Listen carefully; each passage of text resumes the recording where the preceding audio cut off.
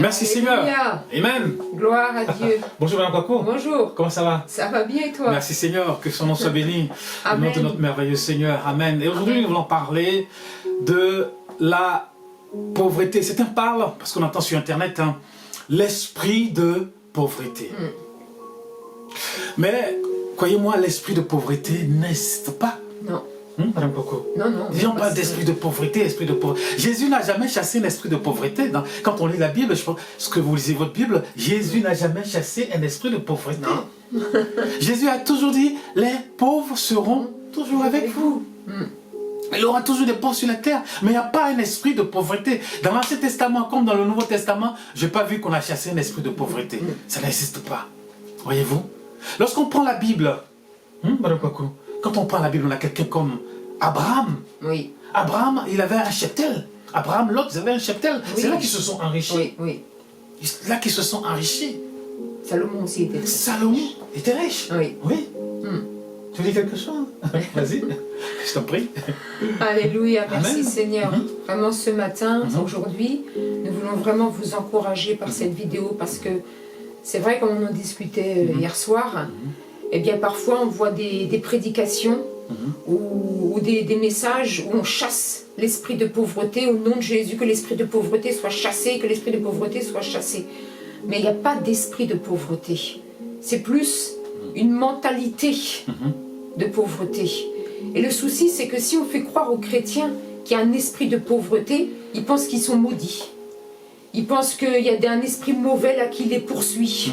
Ils pensent qu'ils ne pourront pas s'en sortir. Alors que ce n'est pas le problème, ce n'est pas un esprit de pauvreté, c'est une mentalité de pauvreté. Amen. Amen. C'est vrai, c'est une mentalité de pauvreté parce que l'esprit de pauvreté n'existe pas. C'est une mentalité. Et on fait croire aux gens qui sont maudits. Alors que nous avons été délivrés en Jésus-Christ. Amen. Il n'y a plus de condamnation pour ceux qui sont en Jésus-Christ. Il n'y a plus de malédiction pour ceux qui sont en Jésus-Christ. Amen. Comment Jésus peut venir s'asseoir dans un corps maudit, dans une âme maudite? Non. Nous avons été délivrés, nous avons été sauvés. Amen. Par grâce, par le moyen de la foi. Et nous sommes bénis, alléluia. Amen. Nous sommes devenus des hommes bénédiction nouveaux, spirituelle. bénis. Amen. La malédiction est partie, c'est fini. Amen. Alléluia. Et nous sommes devenus le corps de Christ. Alléluia. Comment le corps de Christ peut être maudit? C'est impossible. Et en plus, c'est marqué que Jésus s'est fait pauvre afin que nous soyons enrichis. Alléluia. Hein? Alléluia. Il s'est fait pécher pour que nous soyons délivrés. Amen. Il s'est fait pauvre pour que nous soyons, n'est-ce pas, enrichis. Il a pris nos maladies afin que nous ayons la santé physique, la guérison. Amen. Amen. Ça, c'est merveilleux. Nous voyons, comme je l'ai dit, quelqu'un comme Abraham qui était riche, parce qu'il avait un cheptel. Quelqu'un comme Boaz qui a mis sa terre en valeur. Alléluia. Quelqu'un comme Salomon, que Dieu a enrichi. Dieu a enrichi. Et dans l'Ancien Testament aussi, Dieu a béni des gens qui étaient vraiment et nous qui sommes sous la grâce de Dieu. Amen. La grâce, une faveur imméritée. Amen. La grâce de Dieu, une faveur imméritée. Comment on peut dire qu'on est maudit? C'est pas possible. C'est pas possible. Moi, je suis pas maudit. Moi, je suis béni même. Amen. Nous sommes Toutes sortes de bénis. bénédictions spirituelles. Amen. Alléluia. Regarde comment les Européens, ils ont été bénis ici. Comment ils ont été bénis?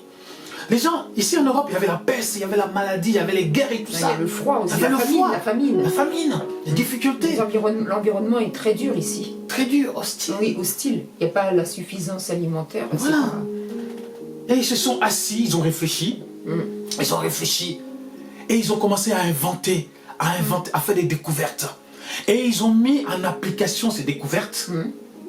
Et après, ils ont commencé à construire des usines, construire des machines, des usines, et à dupliquer ce qu'ils ont fabriqué et à les vendre dans le monde. Regardez un pays comme la Suisse. La Suisse, ils n'ont que des montagnes, la neige et tout ça. Mais c'est un pays riche. Pourquoi? Parce qu'ils ont réfléchi avec leur cerveau. Oui, Et c'était les chrétiens qui étaient là-bas. oui c'est ça. C'est des ça. chrétiens. C'était nos frères qui étaient là-bas. Ils se sont mis à réfléchir comment on va faire pour nous enrichir. Il y avait que tu vas en Suisse, neige, montagne. On a été une fois en Suisse, tu te rappelles? Oui, c'était bien. C'était bien, super. On a été à Lausanne, on a été à Genève et tout ça.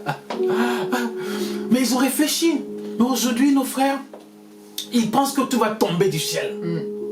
Beaucoup attendent le Western Union. Beaucoup attendent ceci, attendent... Mais il ne faut pas attendre des autres. Dieu t'a donné des mains pour travailler. Dieu t'a donné une intelligence pour travailler. Amen. On peut prendre la Bible. Amen. La Bible, tu peux le prendre?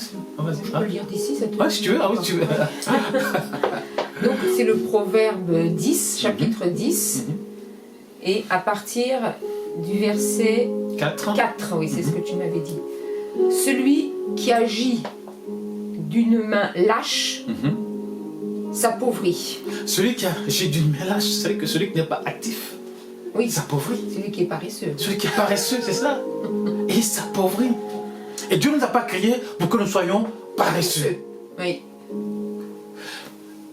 Une fois, on était à l'école primaire, et puis on ne sait pas si on avait fait quelque chose, et puis le maître, je me rappelle très très bien, le maître a mis paresseux. Ah là, j'ai pas aimé ça. Ce mot m'a tellement marqué, je sais pas pourquoi il m'a... Comme on était quoi en CP, je sais pas quoi, il a mis paresseux. Alors que moi, je n'étais pas paresseux. C'est parce que leur système d'enseignement ne m'intéressait pas. Oui. Parce que j'ai trouvé que c'était nul ce qu'ils nous enseignaient. C'était complètement nul. Mais après, il a fallu que je me rende compte que je me suis dit, écoute, Emmanuel, il va falloir que tu fasses comme tout le monde. Dans un système, il va falloir que tu fasses comme tout le monde, sinon tu ne pourras pas y arriver. Donc tu marches comme un mouton, va avec eux, et puis pas de souci. Mais au début, j'ai dit, mais c'est nul tout ce qu'ils nous enseignent. C'était complètement, excuse-moi, mais c'était débile. C'était débile. Ils ont fait du copier-coller. Copier-coller. Mais j'étais enfant, mais je ne comprenais pas. Quand je suis arrivé au CP, je les ai regardés, j'ai dit, mais franchement, il n'y a que des débiles ici. Complètement. Tout ce qu'on nous montrait, tout ça, j'ai dit, mais on ne s'occupe même pas de notre histoire, de ce que nous, on peut faire. Moi, je pensais que quand on arrive à l'école, on pouvait nous poser des questions pour savoir qu'est-ce qu'on pouvait fabriquer, qu'est-ce qu'on pouvait apporter. Mais on nous a donné des choses, on nous a dit de répéter bêtement, des trucs comme ça. Moi, j'étais là, je regardais. Je ne sais pas pourquoi j'avais un esprit comme ça. Et j'ai vu le maître mamie paresseux.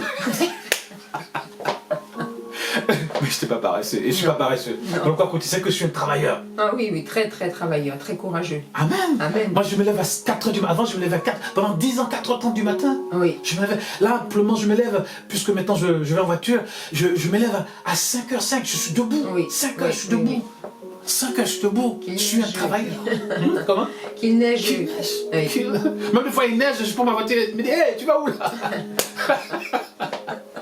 C'est vrai. Alléluia. Celui qui ne fait rien de sa main, de son intelligence, s'appauvrit. Mais celui qui travaille avec son intelligence, comme l'ont fait les Européens, eh bien, s'enrichit. Seul le travail apporte la richesse. Amen. Le travail et l'intelligence. L'intelligence. Parce que c'est vrai que, franchement, quand on voit l'Afrique, moi je le dis, j'aime beaucoup l'Afrique et puis mes frères et sœurs africains. Mais tu es une Africaine. Je pense que tu es vraiment une Africaine. Hein, les frères? Vous êtes d'accord que c'est une Africaine, Madame Kokou? Moi, j'ai vu avec elle, ça fait 25 ans, et c'est que c'est une vraie Africaine. Hein? Elle peut être présidente de la Côte d'Ivoire. Hein? Ou même ministre. C'est quoi même? Praise the Lord. Non, mais c'est vrai que quand on voit l'Afrique, c'est un pays où il y a tout. Amen. Vous savez, ici... C'est un continent, je dirais. Oui, pardon, un pays, oui, pardon. C'est comme tu disais, la Côte d'Ivoire. Oui. C'est un continent vraiment où il y a tout. Ici, pour faire pousser les choses, c'est difficile parce qu'il y a l'hiver, il y a le froid, ça tue les bourgeons, il faut vraiment travailler dur la terre pour que ça produise quelque chose. Mais là-bas en Afrique, vous plantez comme ça, tic. Même Emmanuel, quand il voyait, il pensait que ça allait être comme en Afrique ici, qu'il fallait voilà, que ça allait pousser tout seul, que les fruits allaient donner comme ça tranquillement. Non, ici il y a des petites bêtes, il y a des machins, il y a des petites choses. Mais vous voyez en Afrique, il y a l'autosuffisance alimentaire. Toi, quand tu es en Côte d'Ivoire, moi je suis partie là-bas, tu as la mangue ici, tu as le poisson là, tu as tout. Mais vraiment, là, les Africains, ils sont assis sur une mine d'or. Une mine d'or, oui. Pas forcément. En plus, c'est vrai qu'il y a tout. Il y a l'or, il y a le diamant, il y a le gaz, il y a tout. Mais c'est le continent le plus riche, le plus béni au monde. Au monde. Et c'est vrai que ce qui fait mal au cœur, c'est de voir que toute cette richesse-là, eh bien, parfois, c'est mal utilisé. C'est vraiment mal utilisé, comme tu le disais tout à l'heure. il faut que vraiment les Africains, ils arrêtent là avec cet esprit de pauvreté et qu'ils puissent vraiment utiliser leur intelligence que le Seigneur a mis en vous, utiliser leurs mains et vraiment s'emparer de toutes ces bénédictions, s'emparer de toutes ces grâces que le continent africain offre et vraiment aller de l'avant, aller de l'avant. Alléluia. Amen. Vous avez vu, c'est une Européenne qui parle que l'Afrique est le continent le plus riche. Oui. Et nous-mêmes, on le sait. On le sait. 60% même des terres africaines de l'Afrique ne sont pas encore exploitées. Même toute la richesse que Dieu a mis sous le sous-sol africain et sur le sol africain n'est pas encore exploitée. Je me rappelle, là où mes parents exploitaient le café et le cacao, nous on était là, on était contents, mais on ne savait pas qu'il y avait de l'or en masse. Madame Kwaku, ça me fait pleurer, c'est pas possible, c'est pas possible. À 5 km de nous, il y avait de l'or en masse, Madame Kwaku. Et on passait à côté. On passait à côté. Parce qu'il n'y a pas les machines pour extraire. Il n'y avait pas les machines, mais c'est pas possible. Oui. Je me rappelle des fois on partait au champ à côté, c'était à 1 kilomètre de là. Et aujourd'hui, il y a les Australiens qui ont installé leurs machines. Et ils sont en train d'exploiter l'or. Ils sont en train d'exploiter, mais des tonnes. Alors que nous, on passait à côté, on marchait à côté, et il y avait l'or qui était là. Oui. Il y avait l'or qui était là. Oui, nous, on pensait seulement, nous on pensait seulement qu'à café, cacao, igname, banane et tout ça, alors qu'il y avait des tonnes d'or. Oui. Quand je suis parti au pays, je vois des grosses machines. Même aujourd'hui, tu vas par satellite, tu regardes, tu vois les exploitations des Australiens qui sont actuellement là. Je te montre. Alors que nous, on habitait à côté. On avait de l'or sous les pieds.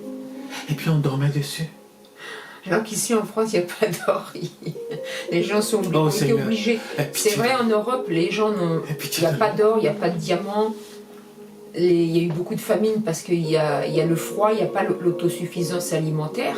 Il faut travailler dur ici en France pour pouvoir survivre, pour pouvoir même manger. Donc les Européens, ils ont été obligés de mettre en marche leur imagination, leur intelligence pour pouvoir. De toute façon, sinon ils mourraient. Ils mourraient de faim, ils mourraient de froid. Donc ils n'ont pas eu le choix. Mais mes frères et sœurs africains, vraiment, ont pris pour l'Afrique. Parce que là-bas, on n'est pas obligé de mettre le manteau. Le pull, le manteau. Ici, pratiquement 6 mois de l'année, on est obligé de chauffer. Exactement. Donc il faut qu'on mette le bois, il faut qu'on mette le chauffage. Quand on est dans un pays chaud, toute l'année on est tranquille. On ne va pas mourir de froid ou alors on ne va pas mourir de faim parce que tout pousse facilement. Exactement. Donc, alléluia. Amen. Et je vais continuer encore par rapport à ce que j'ai dit. On était assis sur de l'or. Même ils sont venus prospecter là où étaient nos champs. Yako. Comme tu dis. Merci. Ils sont venus prospecter là où étaient nos champs et tout ça. C'est sûr qu'ils ont trouvé des choses là-bas. Et comme les Australiens voulaient exploiter là où étaient les champs et tout ça, de l'autre côté, et j'avais des parents de mon côté maternel qui étaient là-bas. Ils étaient là-bas. Et les Australiens sont venus, ils ont prospecté, ils ont vu qu'il y avait de l'or. Donc ils les ont délocalisés. Ils sont allés construire des maisons et tout ça, et les ont mis dedans. Et ils ont demandé aux parents, combien vous voulez? Certains ont demandé 100 000 $, 200 000 $ et tout ça. Les Australiens ont dit, il n'y a pas de souci. Il n'y a pas de souci. Puisqu'ils savaient qu'il y avait de l'or en masse. Des millions. Ils ne sont pas fous. Des millions qui étaient là. Et ils ont demandé que 100 000 $, ou enfin des trucs comme ça, des miettes. Ils ont dit, ok, on va vous construire des maisons. Il n'y a pas de souci, comme ça, vous pouvez dormir tranquille. Cuisine, maison équipée et tout ça. Et puis on va vous donner 100 000 $, 200 000 $. Ça vous va? Ils ont dit, il n'y a pas de souci. Ils ont dit, il n'y a pas de souci. Moi, quand je suis parti là-bas. Je suis parti voir mes parents de mon côté maternel, je suis allé les voir. Vous savez ce qui s'est passé? Les jeunes ont dilapidé l'argent. Certains ont dilapidé l'argent. Aujourd'hui, il ne leur reste plus rien. Certains, il ne leur reste plus rien. Ils ont commencé à manger n'importe comment, avec les filles, à boire, acheter les voitures n'importe comment, à faire n'importe quoi. Ils n'ont pas investi avec l'argent aujourd'hui. Beaucoup ne leur reste plus rien. Alors que les Australiens sont encore là-bas, ils exploitent toujours, n'est-ce pas, nos terres et nos terrains. Voyez-vous. Et puis c'est vraiment triste parce que c'est un problème des fois qu'on voit récurrent, c'est que des fois, bon, ici, là, comment on peut dire la diaspora, on peut dire ça, africaine, oui. d'Africaines dans le monde entier, envoie beaucoup d'argent chaque année aux familles. Mais parfois, ces familles-là, au lieu de prendre cet argent-là pour pouvoir bien monter un petit business, parce qu'en Afrique, je pense qu'il y a je ne sais pas combien de pourcents de croissance dans certains pays. Énorme. Et comme tu me le L'Afrique de disais, l'Est, ouais. comme tu me le disais, la Côte d'Ivoire est obligée d'importer, tu m'avais dit 50% du porc ou 80%. Même Donc c'est du porc, pas même normal. du poulet. Même du poulet. Alors qu'on peut faire du poulet. C'est pas normal. Si les gens sur place, il faut que eux-mêmes ils fassent leur élevage de poulet, leur élevage de porc. Écoutez-moi bien, vous qui nous regardez. On a voulu faire du porc, on nous a escroqués. On a voulu faire du poulet, on nous a escroqués. On a envoyé l'argent. On a envoyé... Comment on va faire?